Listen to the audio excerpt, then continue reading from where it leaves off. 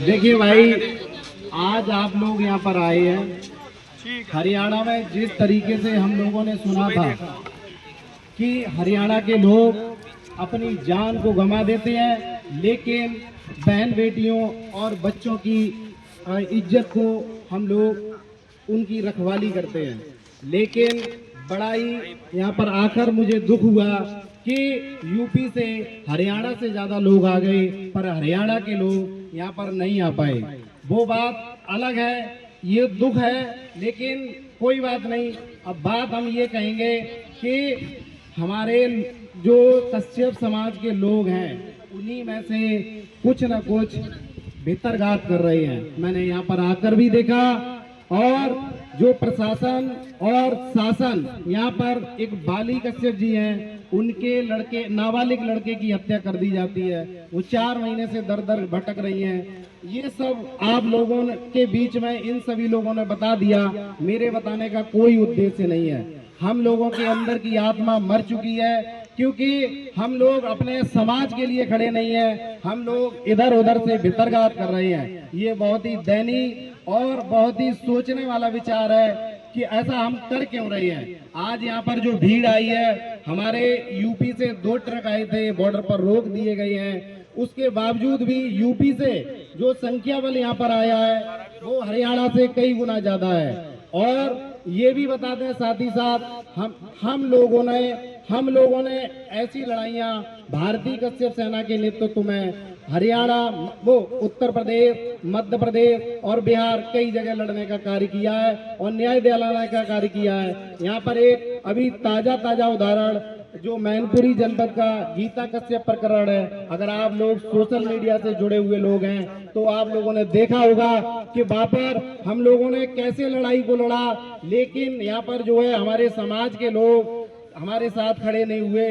तो इस लड़ाई को हम अधूरा नहीं छोड़ेंगे, अपनी जान गंवा कर भी इस लड़ाई को लड़ेंगे, चाहे हमारा सर कट जाए, फिर उसके बाद भी यहाँ पर हम पड़े रहें। हमारे जैसे या खालसा जी जैसे तमाम खालसा पैदा होंगे। हमारे भाई, हमारे बीच में ये तमाम भाई यहाँ हरियाणा के भी हैं, जो हमें जोश और जज्बा जिंदा करने का कार्य करते हैं। देखिए, हम लोग वहां से चल के आए, लेकिन यहाँ के लोग अगर हमारे, देखिए बाली कश्यप जी हैं, इनके चेहरे से आपको पता लग सकता है, आप देख सकते हैं कि इनके साथ कितना अन्याय हुआ और हम लोग इनकी आवाज नहीं बन पाए। बड़ा दुख है। और अंत में मैं प्रशासन को चेतावनी देना चाहता हूं कि आप पिछले 4 घंटे से यहाँ पर गोटियां खेलने का कार्य कर रहे हैं। एक बार सुन लें, हम लोग उन लोगों में से नहीं है जो डर जाएं और भाग जाएं। अगर हम लोगों की आवाज को आप दबाने का कार्य करेंगे तो हम यहाँ से डीसी ऑफिस पर जाएंगे और डीसी ऑफिस पर बैठेंगे।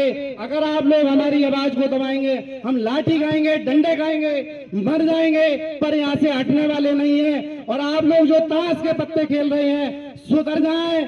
आप ऐसे हमारे समाज की आवाज को नहीं दबा सकते हैं। एक बार दोबारा से चेतावनी देते हैं कि ये कश्यप समाज सरकार बनाना जानता है, विधायक बनाना जानता है, सरकार गिराना भी जानता है और विधायक बिगाड़ना भी जानता है।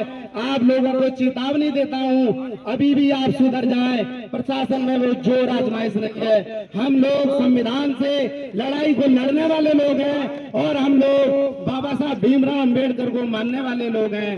बाबा साहब भीमराव अंबेडकर ने जो हम लोगों को हक और अधिकार दिए हैं, हम उन हक और अधिकारों से सत्ता और प्रशासन से कड़े शब्दों में ये सवाल करते हैं कि आप लोग बाली कश्यप के पुत्र के हत्यारों को क्यों बख्श रहे हैं। अगर आपके बस में नहीं है तो आप इसमें सीबीआई लगा दो। अगर आप प्रशासन जो है, शुरुआत में ही खालसा जी ने बोला था, अगर आप इस लड़ाई को आगे नहीं ले जा सकते हैं तो चूड़ियां भिजवाने का कार्य हम करेंगे। आप चूड़ियां पहन के बैठ जाइए, आपके बस की बात नहीं है। और ये जो क्या कहते हैं, सीबीआई को केस ट्रांसफर कर देना चाहिए। ऐसे ही हम सभी आप लोगों को भी कश्यप समाज के साथ साथ समस्त समाज के जो भाई बंधु यहाँ पर आए हैं उन सबसे कहते हैं कि आप ये यहाँ पर इकट्ठे नहीं हुए हैं तो उसका एक ही कारण है, बाबा साहब भीमराव अम्बेडकर ने कहा एक रोटी कम खा लेना पर शिक्षा अपने बच्चों को सबको देना।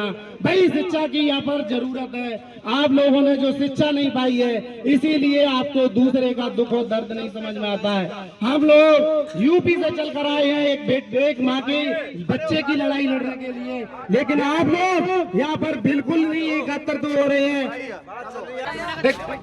बोलो। शुभम कश्यप के हत्यारों को फांसी दो। शुभम कश्यप के हत्यारों को फांसी दो। फांसी दो।